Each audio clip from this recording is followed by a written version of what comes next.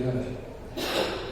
Señor Altísimo, te doy muchas gracias, Señor, por esta mañana. Señor, gracias por permitirnos, Señor, llegar aquí, Señor, a tu casa para estudiar tu palabra.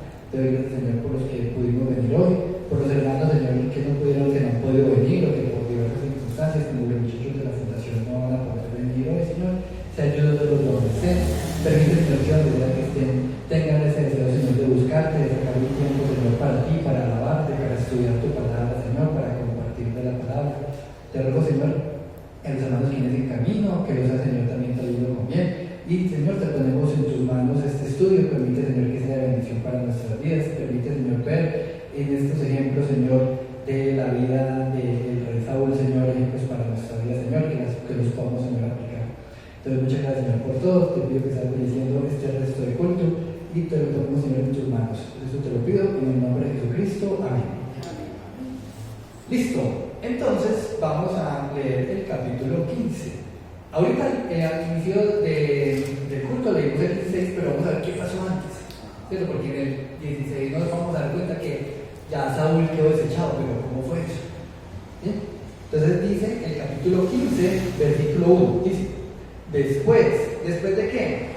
Después de que pasó todo el tema, pues de que Saúl, vamos a leer unos versículos antes, ¿cierto? Dice, versículo 52 del capítulo 14, y hubo guerra encarnizada contra los filisteos todo el tiempo de Saúl, y a todo el que Saúl veía que era hombre esforzado y apto para combatirlo, juntaba consigo.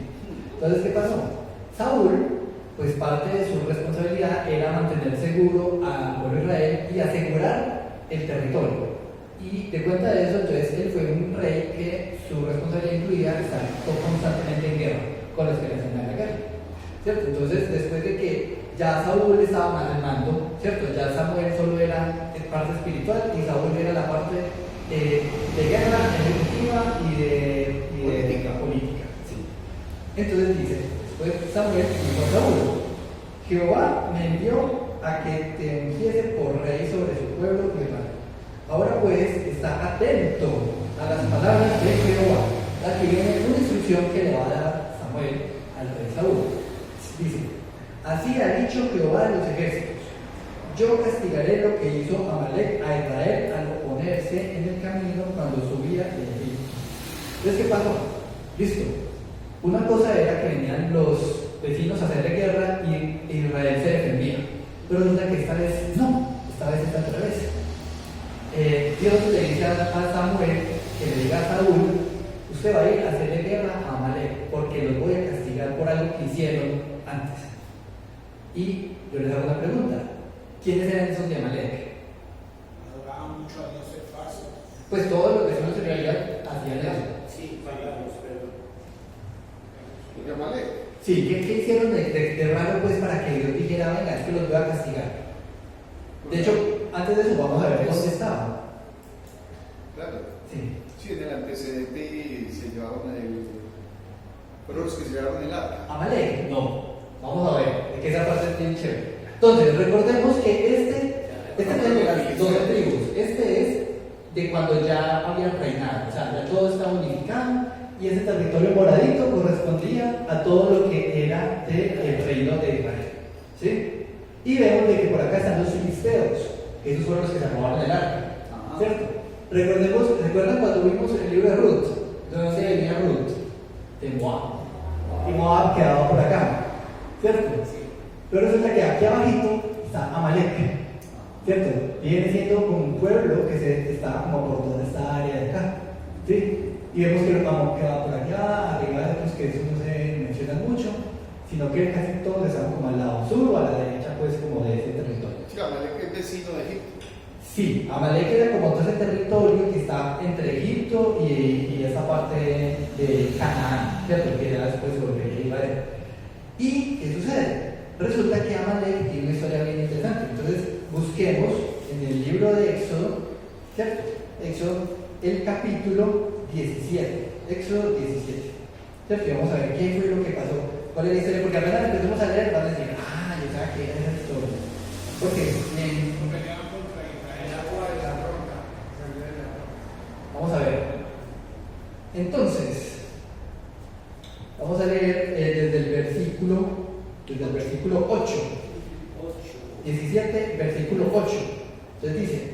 Entonces vino Amalek y peleó contra Israel en Refidim.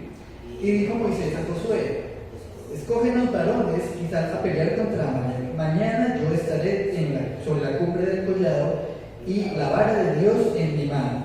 E hizo Josué como le dijo Moisés, peleando contra Amalek. Y Moisés y Aarón y Hur subieron a la cumbre del collado. Y sucedía que cuando alzaba Moisés la mano, Israel prevalecía. Mas cuando él bajaba la mano, prevalecía Amalek. Y las manos de Moisés se cansaban, por lo que tomaron una piedra y la pusieron debajo de él, y se sentó sobre ella, y Aarón y Hur sostenían sus manos, el uno de un lado, el otro del otro. Así hubo en sus manos firmeza hasta que se puso el sol. Y Josué deshizo a Amalek y a todo su pueblo a filo de espada. Y Jehová dijo a Moisés: escribe esto en memoria en un libro, y di a Josué que traeré de todo la memoria de Amalek de debajo del cielo. Y Moisés edificó un altar y llamó el nombre de Jehová Nisi. ¿Sí? Y dijo, ojo, pues que esta es la parte que es como el juicio que Dios dejó para el futuro. Dijo: por cuanto la mano de Amalek se levantó contra el trono de Jehová, Jehová tendrá guerra con Amalek de generación en generación. Entonces vemos que existía este pueblo Amalek, y eso es un pueblo que en este momento, ¿cierto? Esto es antes de que ellos llegaran, Josué en guerra ya los había, entre comillas, destruido. ¿Sí? O sea, las personas, los seres humanos que conformaban ese pueblo ya habían sido muertos, ¿cierto? Todas las personas de guerra. Pero resulta no pertenecían a Israel. no, eso no tenía nada que ver, era un pueblo que estaba ahí. Pero ¿qué pasa? Era un pueblo que era sanguinario y que ellos no le permitieron al pueblo de Israel pasar por el desierto, por el medio de ellos, y tanto así que antes al contrario, le hicieron la guerra, ellos les tocó pelear. Y Dios dejó ese juicio, que iban a tener guerra siempre con ellos de generación en generación. Entonces volvamos al presente de nuestro estudio, que ya cuando el rey Saúl está, Dios le da esa instrucción a Saúl de que venga, usted va a ir contra la generación actual de los amalecitas. ¿Sí? Y eso nos puede parecer un poco extraño. Yo estuve investigando un poquito, porque la verdad es que sí es un poco raro, porque es como si Dios dice que va a destruir un pueblo y efectivamente se ve que lo destruye, porque en el futuro vuelve y aparece. Y de hecho no es la primera vez que aparece, más adelante en el tiempo vuelve y aparece. Y resulta que la palabra Amalek tiene como una raíz que tiene que ver con el mal, ¿verdad? Con el mal. ¿Qué significa? No la noté, pero la raíz tiene que ver con la palabra mal. Y Amalek es como una especie como de símbolo también. O sea, si uno lo mira a nivel como de esta palabra, ¿a qué hace referencia? Hace referencia a ese tipo de pueblos que obviamente siempre están en esa área geográfica, pero son pueblos sanguinarios, ¿cierto? Que no tienen como moral y que siempre terminan haciéndole daño al pueblo de Israel.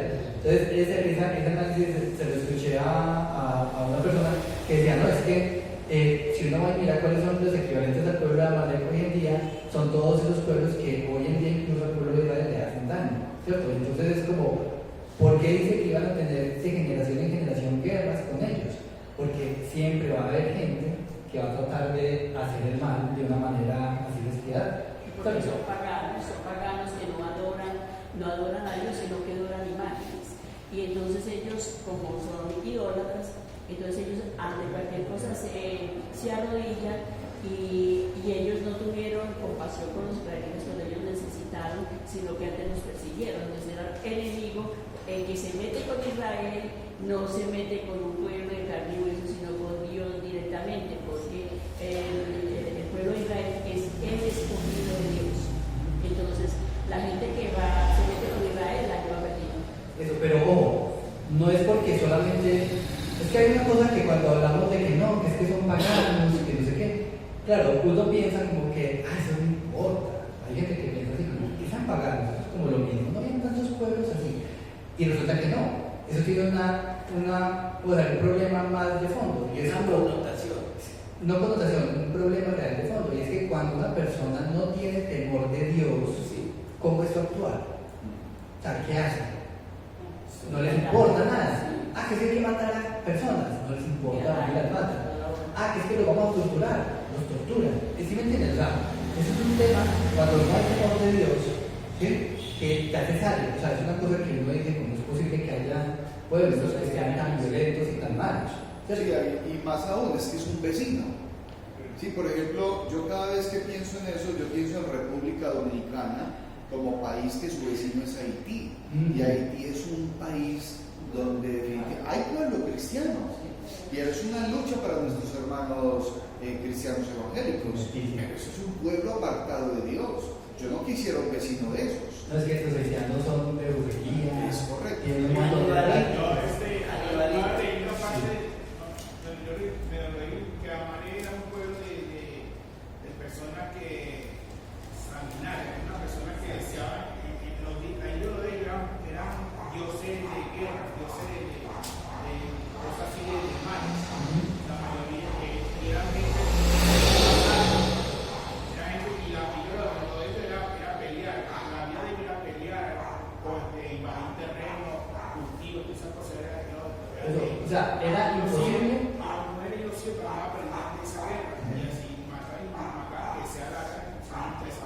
O sea, era tan terrible que por eso Dios dejó esa instrucción. Usted siempre va a tener guerra contra alguno que va a tomar ese papel de los amalecitas, siempre.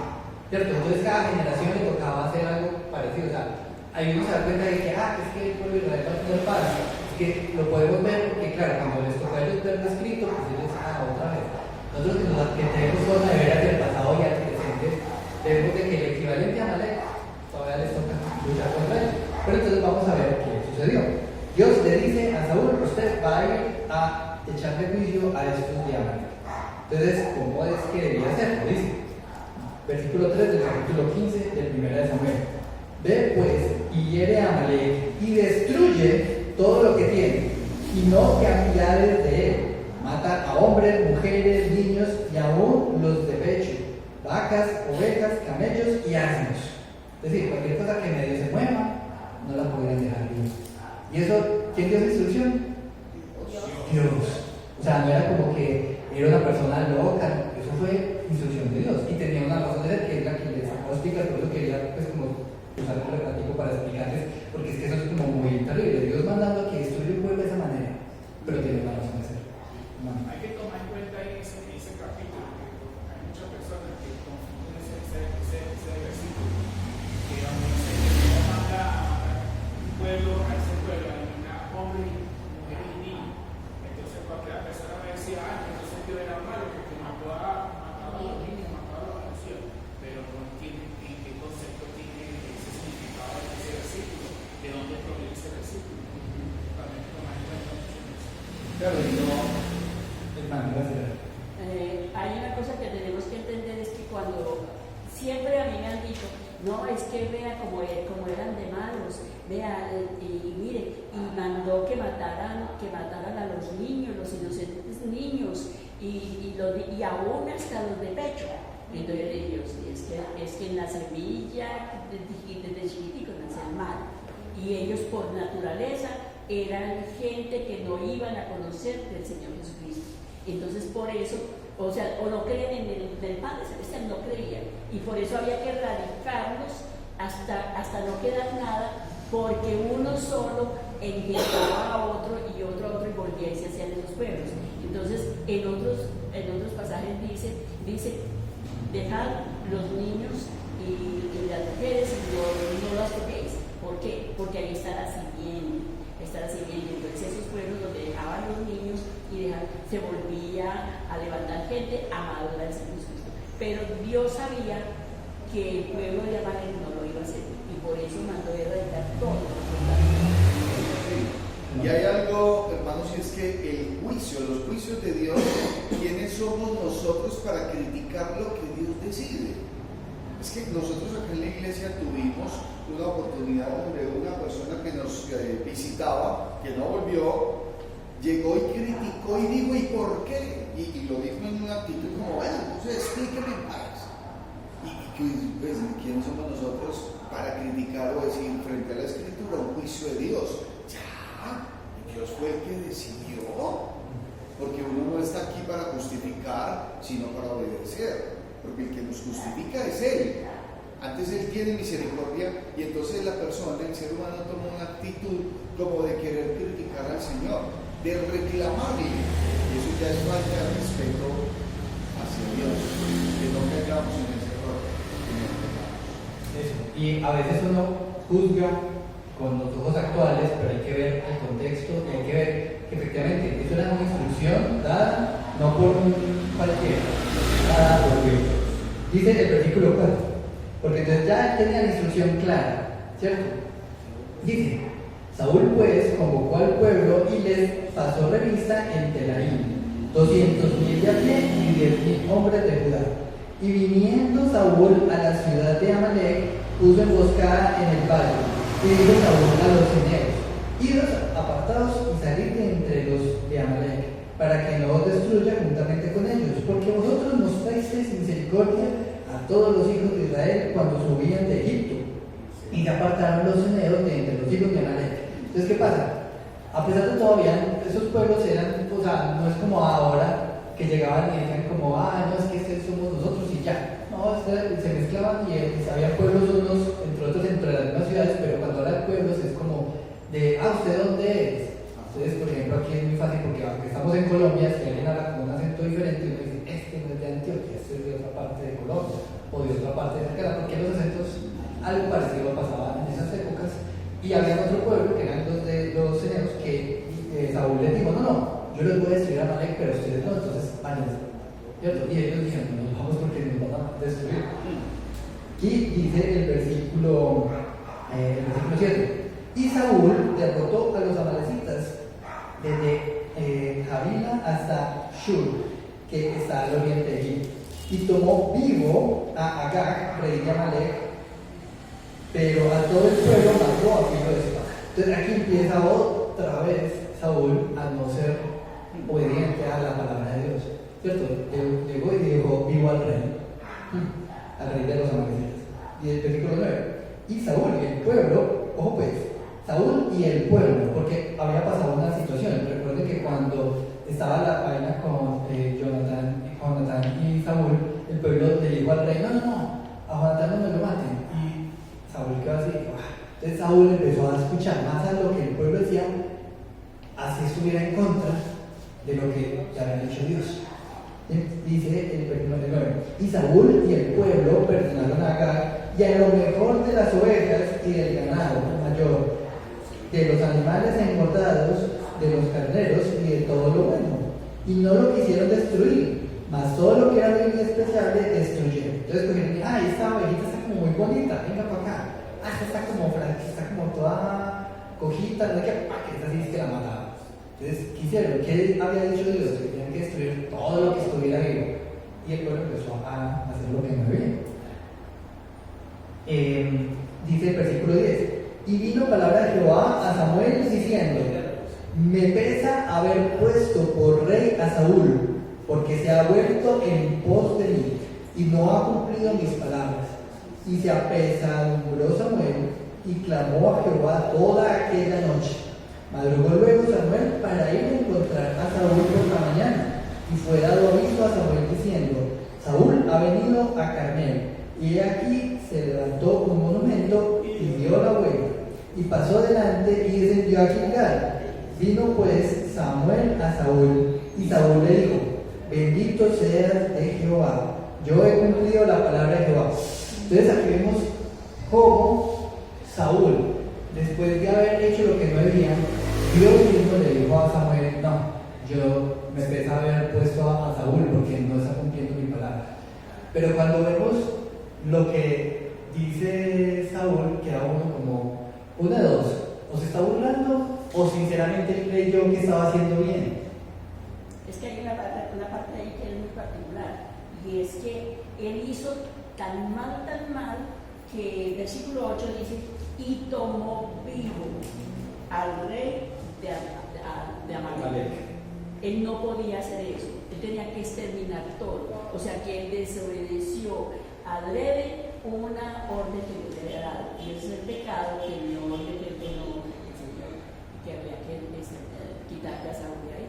Eso. Y que fuera eso, realmente la parte que uno dice es como, es que Saúl era consciente del mal que estaba haciendo. Hermano. Una pregunta, pues que no estaba conversada, pero ¿ese más se perdió o no? ¿Quién? Saúl. Saúl Fue desechado. Fue desechado. Eso lo vamos a ver un poco más adelante, hermano, porque vamos a ver qué fue lo que pasó, cómo fueron incluso los últimos momentos del rey Saúl, ¿cierto? Que no fueron para nada agradables. O sea, realmente del rey Saúl todavía nos falta historia.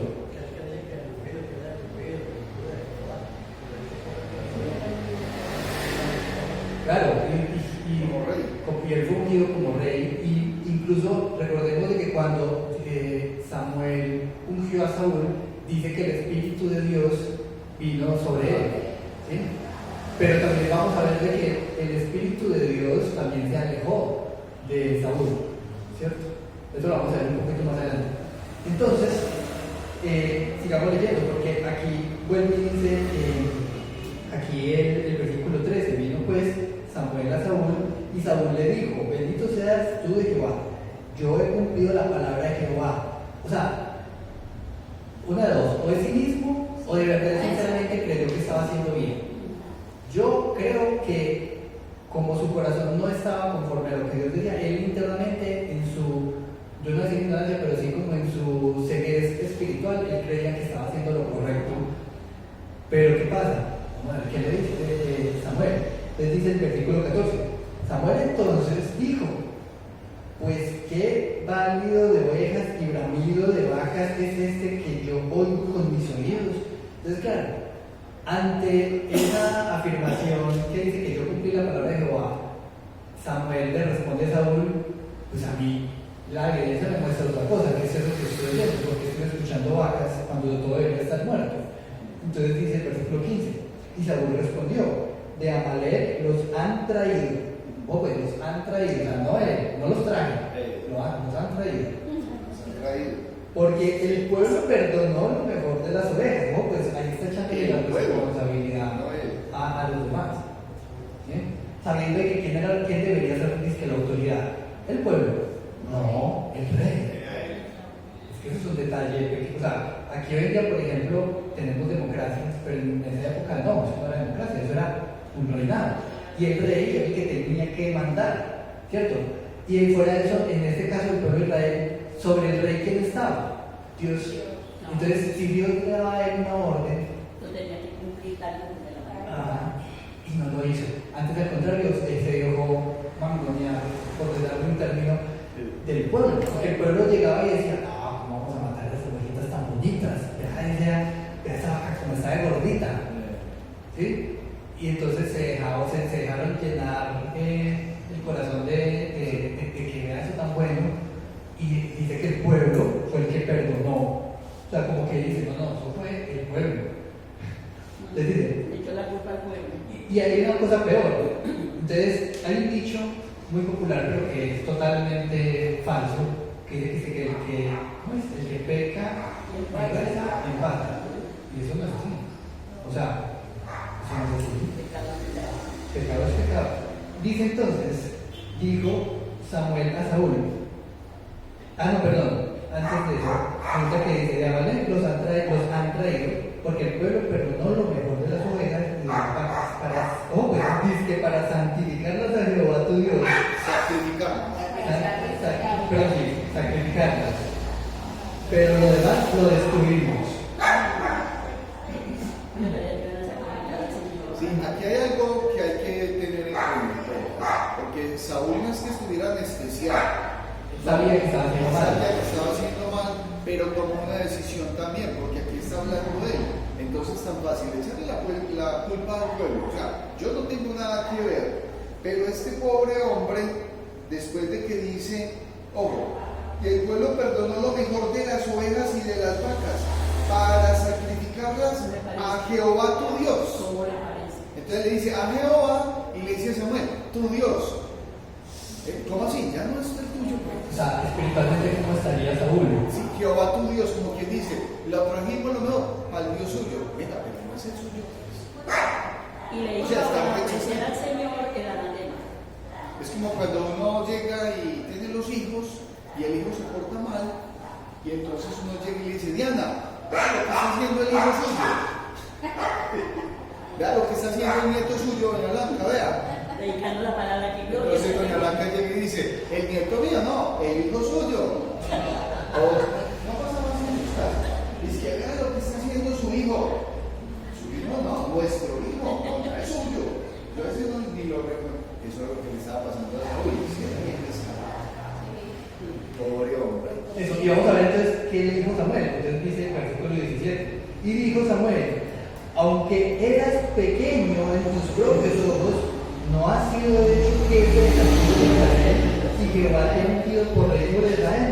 Es decir, o sea, ¿quién tenía que matar? ¿De quién es la responsabilidad de que el pueblo no hiciera lo que se le diera la gana, sino las instrucciones que Dios había dado? El rey. ¿Quién nos diga que el rey, este rey Saúl, no estaba haciendo cumplir su autoridad espiritual? Entonces dice el 18, y Jehová te envió en misión y dijo, ve esto, porque como una cosa es cuando vienen y se defienden y otra cosa es cuando Dios lo manda a que ataque. ¿Sí? O sea que no es como que Saúl hubiera dicho, sí, voy a atacar, no, fue Dios el que le atacó, el que lo mandó a atacar con unas instrucciones demasiado claras. Y dice, Jehová te envió a una misión y dijo, ve, destruye a los pecadores de Amalek y hazles tierras hasta que los acabes. Porque pues no has oído la voz de Jehová, sino que has vuelto al botín que has hecho lo malo ante los ojos de Jehová. Imagínense. Y Saúl respondió a Samuel, antes bien, ojo pues, porque vuelve otra vez, o sea, terco para colmo. Dice, y Saúl respondió a Samuel, antes bien, he obedecido la voz de Jehová y fui a la misión que Jehová me envió y he traído a Agag, rey de Amalek, y he destruido a los amalecitas. ¿En qué momento Dios le dijo que tenía que traer al rey? No. Es que no tiene que traer nada. Nada. Es como llegan y, quiso con las de vueltas. Me gasté en cositas. Las de vueltas. Entonces, ¿qué dice? Pues vuelve y le echa la culpa al pueblo, versículo 21. Mas el pueblo tomó del botín ovejas y vacas, las primicias del anatema, para ofrecer sacrificios a Jehová, y vuelve y dice, tu Dios en Gilgal. Y aquí ya, esa es la gota que rebosó el vaso. O sea, ese es el punto máximo en el que Samuel, como profeta, dice, ¿cómo es posible que la persona que debería estar guiando al pueblo de manera espiritual sea así de descarado? Y dice lo siguiente, y esto es un principio que, hermanos, hay que tener siempre presente en nuestras vidas. O sea, es como uno a veces cree que puede hacer las cosas de cualquier manera, ¿cierto? Y que de buenas intenciones y buenas intenciones, pero no. Vamos a leer el versículo 22. Y Samuel dijo, se complace Jehová tanto en los holocaustos y víctimas como en que se obedezca a las palabras de Jehová. Ciertamente, el obedecer es mejor que los sacrificios y el prestar atención que la grosura de los carneros. Entonces, hermanos, a veces uno dice, no, es que yo ayudo y doy el diezmo y eso es suficiente. O a veces uno dice, no, es que yo llego y a pesar de que el sábado me fui de parranda y lo que fuera, el domingo llego y organizo y doy antes más ofrenda cuando más pecado hago. Y ya, eso calma a Dios. Y creen que es que por sacrificios y por cosas es lo que Dios está buscando. No. Ya han pasado su semana en hacer lo que no es correcto delante de la presencia del Señor, y entonces vienen todos porque yo ofrendo, porque tal cosa, vienen todos como si Dios no estuviera viendo cada cosa que el ser humano hace, cada cosa.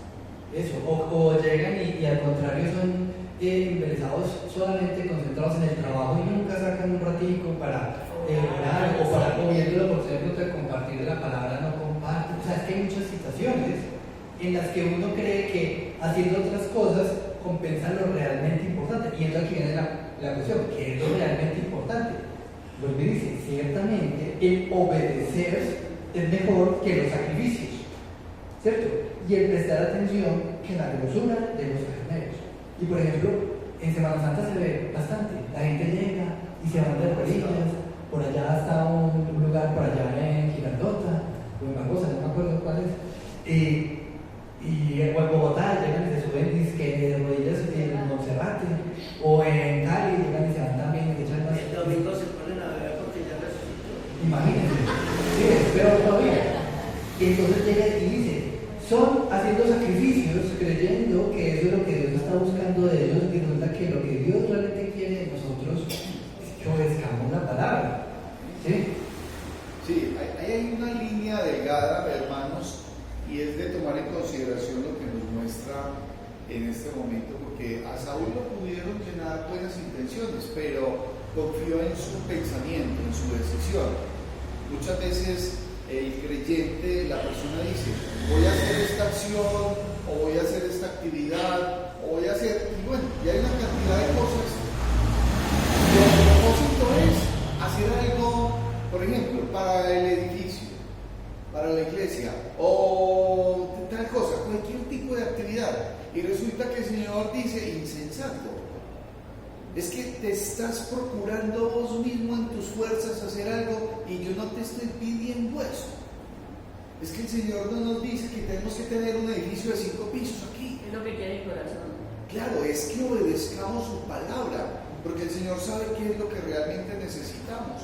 Y muchas veces el creyente es apesadumbrado y con cargas y hace eso, aquello y lo otro, y mejor dicho, le faltan las horas del día para hacer todo lo que hay que hacer, no le alcanzan los días de la semana.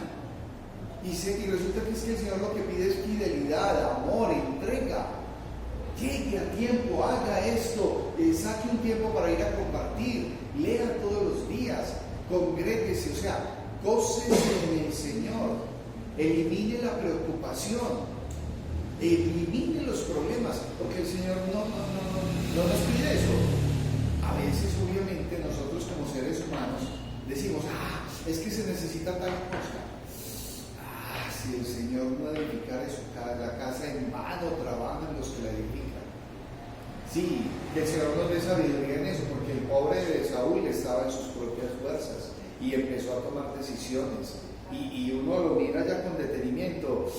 Uy, no, qué pueblo más mal llevado, porque si ese hombre le está echando la culpa a los otros, está rechazando a Dios. Es que eso es para tu Dios, y ni pensar lo que viene después. Entonces, recordemos, ciertamente el obedecer es mejor que los sacrificios, y el prestar atención que la grosura de los carneros, continúa el 23, porque como pecado de adivinación es la rebelión, y como ídolos e idolatría la obstinación. Por cuanto tú desechaste la palabra de Jehová, Él también te ha desechado para que no seas rey. Y ese es el punto ya final. Y nosotros como cristianos podemos tomar eso.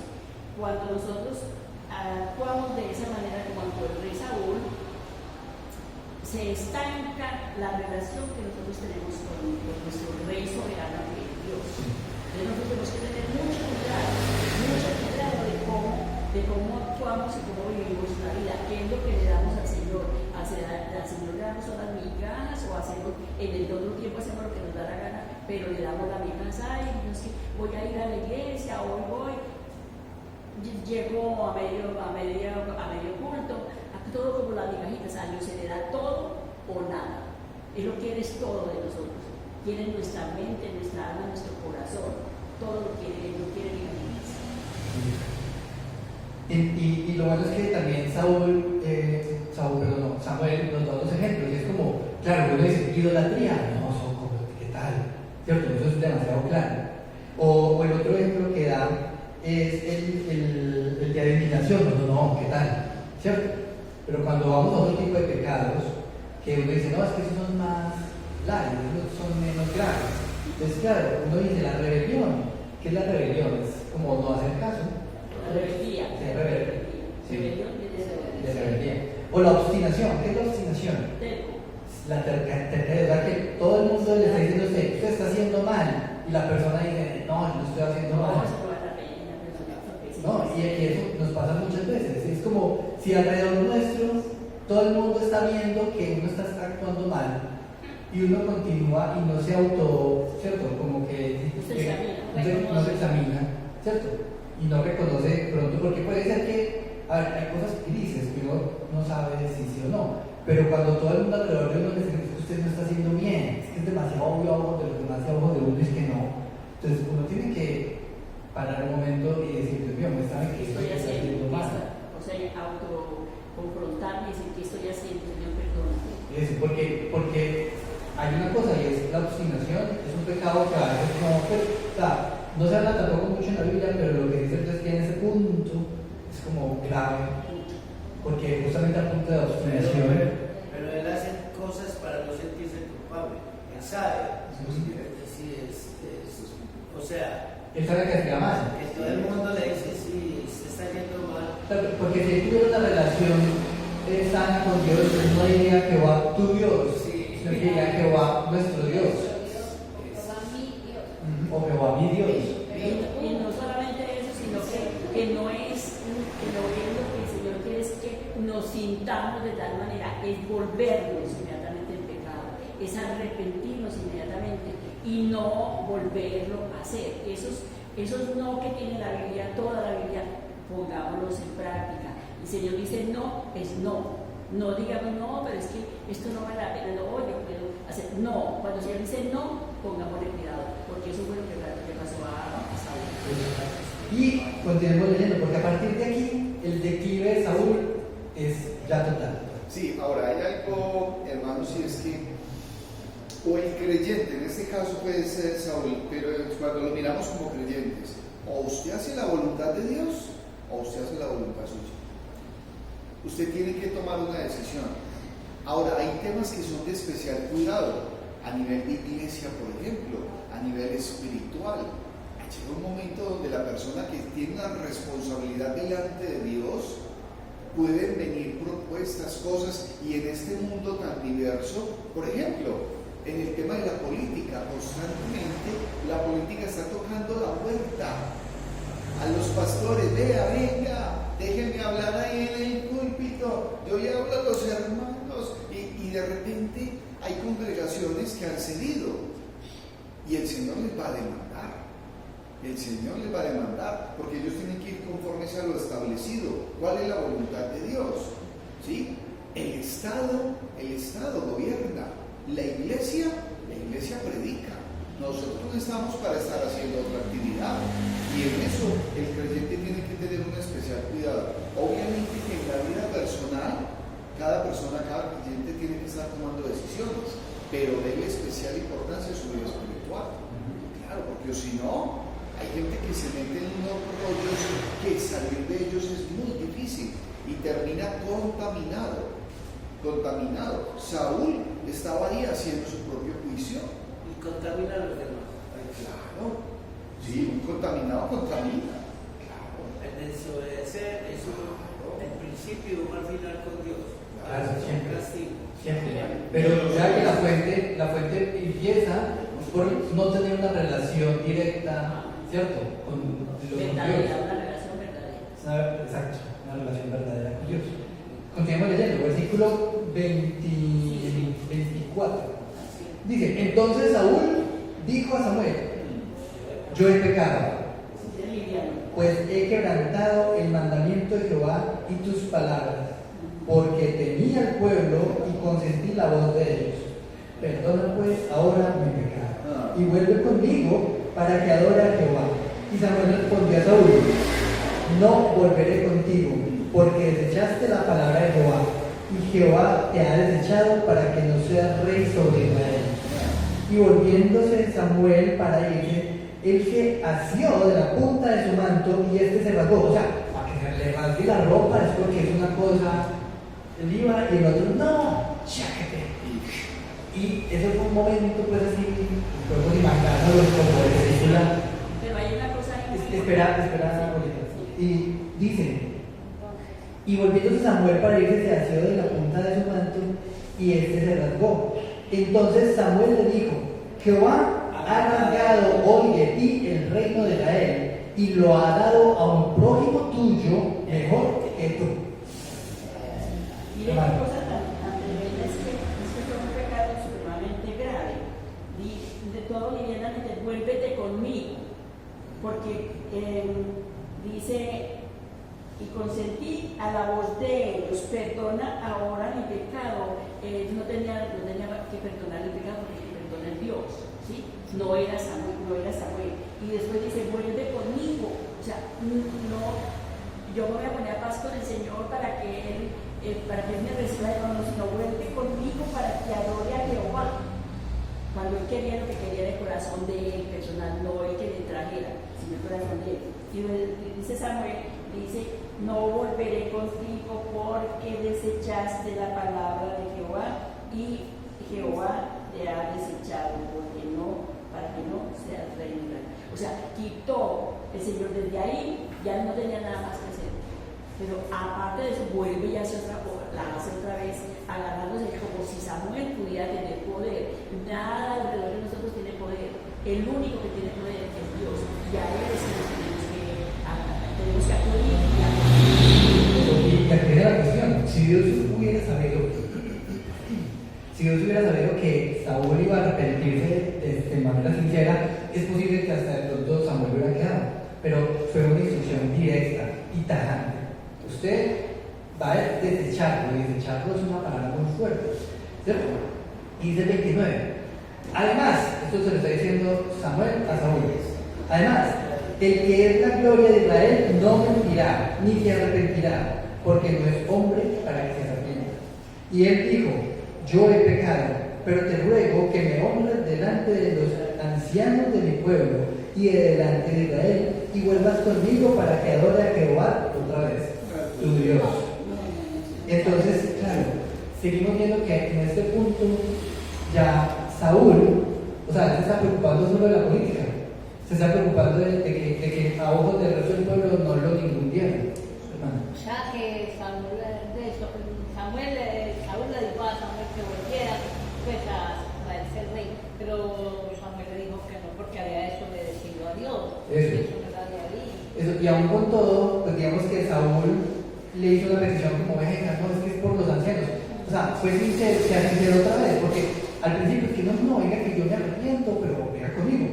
Es que no se iba a arrepentir, no estaba arrepentido. no tenía dependencia de Dios, Exacto. no tenía dependencia. Y lo único que quería era que los ancianos de su pueblo no empezaran a murmurar, ¿cierto? Él quería era que políticamente su reinado se mantuviera. Y pues, a ver, ¿qué hizo Samuel? Dice, y volvió Samuel tras Saúl y adoró Saúl a Jehová. Versículo 32. Después dijo Samuel, traerme a Agag, rey de Amalek. Entonces aquí vamos a ver. Sí, está vivo. Y vamos a ver entonces cuál es la razón real por la que se volvió Samuel. Entonces, es que me da como risa y como es posible. Dice el versículo 32. Y dijo Agag, ciertamente ya pasó la amargura de la muerte. Pero miren que allá en su punto dice, y acá vino a él alegremente. Ah, sí, bueno. Acá vino a él alegremente. O sea, él dijo, no, ya la guerra terminó, me salvaron la vida, yo soy un rey, entonces me van a tener aquí prisionero, pero pues ya no me mataron, ya no me van a matar. Toda la gente estaba en sacrificio a Jehová, o sea que estaban en de fiesta, o sea que dijo, Me salvé. qué maravilloso, no me pasó nada. Y dice el versículo 33, y Samuel dijo, como tu espada dejó a las mujeres sin hijos, así tu madre será sin hijos entre las mujeres. Entonces Samuel cortó en pedazos a Agag delante de Jehová en Gilgal. Entonces, esta escena que puse acá es justamente cuando le traen a ese rey al frente de Samuel para cogerlo y degollarlo, matarlo y partirlo en pedacitos. Sí. Duro, pero es que finalmente lo que Dios había dicho era que había que destruir a todo el mundo, y todo el mundo era todo el mundo, y Samuel, ese sí obedecía. Y le dijo el porqué. Claro, o sea, era como que ellos... Todas las cosas que habían hecho se repetían con su reino. Claro, y lo que hablábamos más al inicio sobre los amalecitas, cómo era su proceder, cómo esa gente no tenía moral, y cómo literal cogían a las mujeres embarazadas y las mataban abriéndoles el vientre y unas cosas terribles. O sea, eso era gente que no tenía temor de Dios para nada. Y no por nada Dios los condenó. Y dice el versículo 34. Se fue luego Samuel a Ramá, y Saúl subió a su casa en Gabaa de Saúl. Y dice el 35, que esta es como la terminación de este capítulo, que es bien triste. Dice, y nunca después vio Samuel a Saúl en toda su vida. Y Samuel lloraba a Saúl, y Jehová se arrepentía de haber puesto a Saúl por rey sobre Israel. Entonces, eso es un tema bien complejo, porque realmente Saúl, para Samuel, era una persona muy importante, muy querido. O sea, él realmente quería a ese muchacho, cuando lo cogió muchacho, y ya cuando era rey, él esperaba que realmente se fuera el rey de Israel.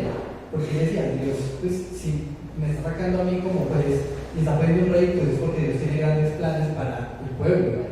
Y que el que debía ser el dirigente del pueblo saliera con esas, es un golpe. Pues humanamente hablando, él lloraba porque él no entristecía enormemente, ¿cierto? Y que vamos a ver entonces la parte de ahí, esa la leímos ya al inicio, entonces vamos a pasarla un poco rápido.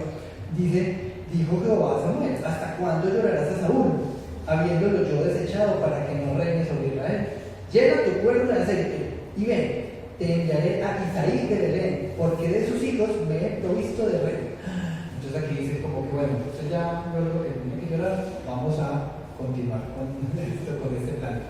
Aquí hay algo muy importante y es que ya estaba como que sacando Samuel de quicio al Señor. Ya vas a, ¿cuándo vas a terminar de llorar por alguien que yo deseché? O sea, nosotros tenemos que, a pesar de que de pronto pasan cosas en nuestra vida, entonces siempre en la adoración delante del Señor, lo que tú digas, Señor, como tú quieras, haz de mí una persona obediente y sumisa, que yo siempre te vea a ti. Pero mire cómo el Señor al mismo llegó y me dio en cintura también a Samuel. ¿Hasta cuándo lo va a llorar pues, después de que yo ya lo deseché? Pues, o sea, yo no sé cuánto, porque aquí no dice cuánto tiempo pasó entre una cosa y la otra, pero lo que sí es cierto es que llorar no es como malo, porque obviamente eso generó tristeza, pero es que cuánto tiempo, porque el problema no es que lo hiciera, el problema es cuánto llevaría. Sí, lo que pasa es que hay algo, hermanos, y es mire, nosotros en nuestra condición humana nos podemos hasta solidarizar frente a una situación, pero cuando el Señor está tratando con un hermano, ahí nosotros no podemos hacer absolutamente nada. Trato personal. Porque es el Señor tratando con ese hermano, bien sea disciplinándolo, instruyéndolo, y uno dice, pero ¿qué le pasará? Y entonces, y la gente le quiere dar soluciones, pero resulta que es que esa persona está siendo tratada. ¿Por qué? Porque ha sido desobediente, o porque pecó contra el Señor en algo, y el Señor no va a ser burlado. Y entonces, claro, el Samuel dice, ay, pero pobrecito, hasta que el Señor le dice, ¿cómo quieres? ¿Hasta cuándo? Porque la vida sigue, la vida continúa, venga a ver que vamos a hacer otra cosa. Porque Samuel era el elegido en ese momento para ir a elegir el que el Señor ya tenía. Nadie más lo podía hacer. Eso. Y entonces si él dice, no, es que Saúl y yo somos muy amigos. Pues a veces la gente se equivoca. No, si el Señor está tratando con alguien, oremos. Señor, ten misericordia. Y entonces dice que Dios lo mandó porque dijo, bueno, yo ya me conseguí el siguiente.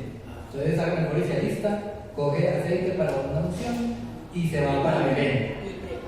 Y se va para Belén, entonces, y versículo 2 dice, y dijo Samuel, ¿cómo iré? Si Saúl lo supiera, me mataría. Jehová respondió, toma contigo una becerra de una bacana y di, a ofrecer sacrificio a Jehová he venido. Y llama a Isaí al sacrificio, y yo te enseñaré lo que has de hacer, y me ungirás al que yo te dije. Hizo pues Samuel como le dijo Jehová. Y luego que él llegó a Belén, los ancianos de la ciudad salieron a recibirle con miedo y dijeron, esta comunidad.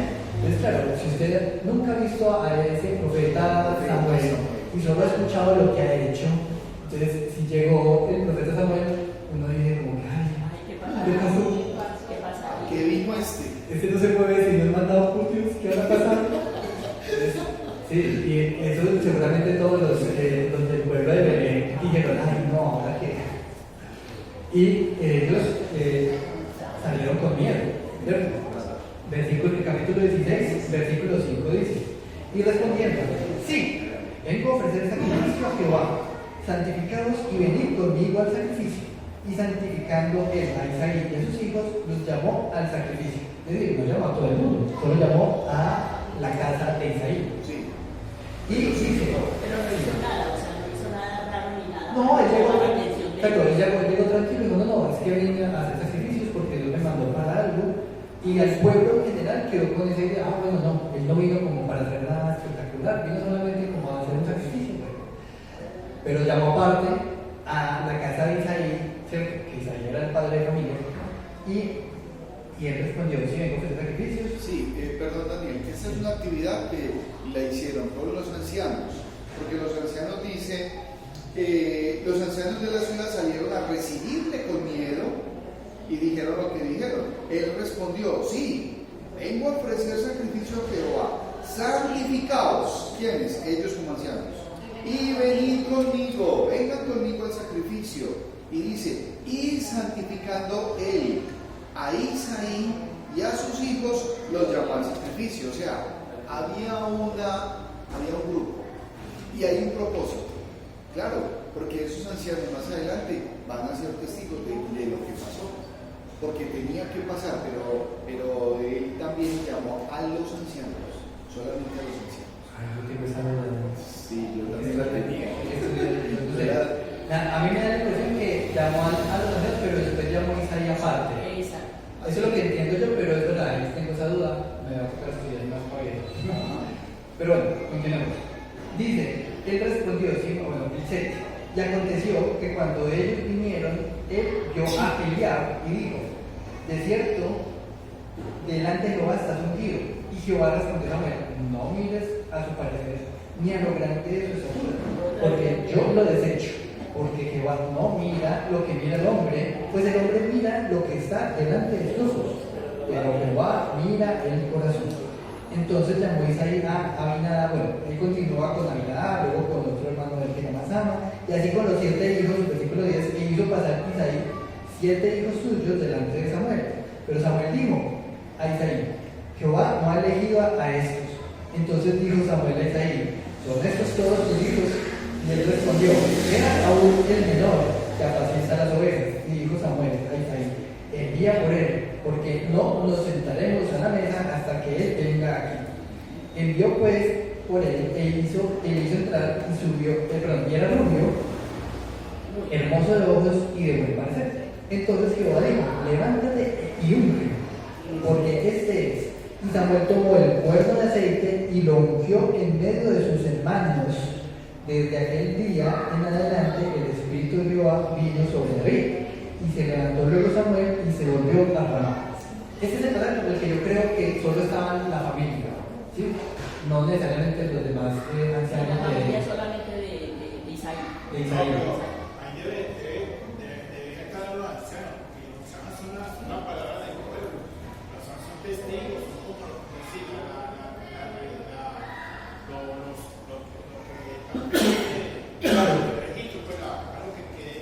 Claro, pero que hay un asunto pues, que eso ya lo opino yo, no está directamente en ella, eso sí lo opino yo.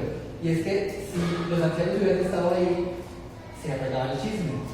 Y ese que se arreglara el chisme era un problema, porque si Saúl todavía estaba ejerciendo como rey y él escuchaba que ya alguien más ostentaba el ungimiento, iba a pasar con todos los que estuvieran inmiscuidos en ese problema. Los iba a mandar a matar. Y vamos a ver que efectivamente eso empezó a pasar. Y leamos el versículo 13. Y Samuel tomó el cuerno de aceite y lo ungió en medio de sus hermanos. Desde aquel día en adelante el Espíritu de Jehová vino sobre él.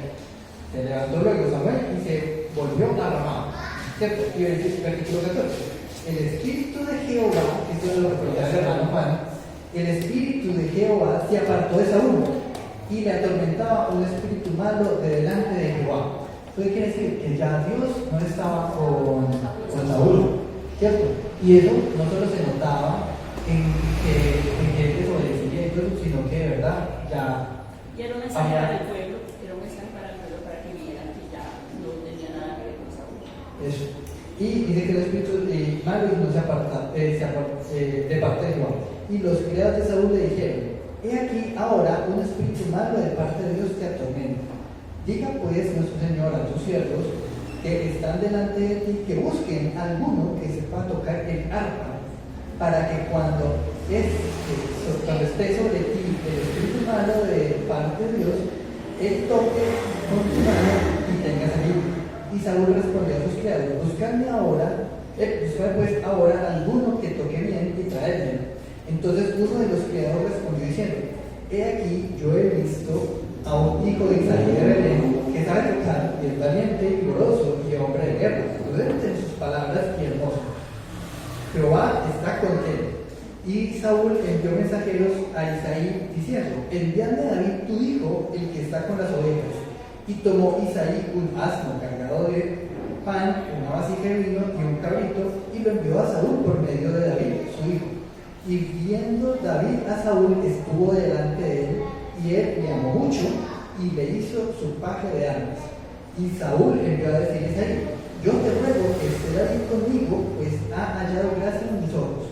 Y cuando el espíritu malo de parte de Dios venía sobre Saúl, David tocaba el arpa y tocaba con su mano, y Saúl tenía alivio y estaba mejor, y el espíritu malo se apartaba de él. Entonces aquí vemos una situación muy curiosa, y es que a pesar de que Saúl todavía no sabía nada del conocimiento de David, Dios va empezando a poner a cada quien en el lugar y hace que David venga al rey para tocarle música, ¿cierto? Y que él lograra tener algún alivio, porque tenía una gana que básicamente lo nublaba y lo dejaba así como loco, y eso lo calmaba. El demonio que tenía él hacía que él se comportara de esa manera, pero como ya estaba David estaba con el Señor, entonces la sola presencia de David lo aquietaba. Sí. Y eso vamos a retomar un poquito la próxima clase, porque ya se nos cumplió el tiempo. Bueno, ¿qué va a hacer? Pero rápido. Entonces dice: el espíritu de Jehová y el manto de Saúl, y atormentó a un espíritu malo de parte de Jehová. Un espíritu malo. Por eso digo, la próxima clase retomamos ese punto porque es como un poco raro. Sí. ¿Sí? Y es decir, es un poquito raro porque es como, uy, está muy extraño. El espíritu malo me manda Eso. Pero la primera clase vamos a retomar esto, porque a partir de aquí ya empieza la historia del rey David, ¿cierto? Y de hecho la próxima clase vamos a hablar sobre una historia muy, ¿cómo es que llama? Muy interesante, y que todos hemos escuchado, incluso los niños de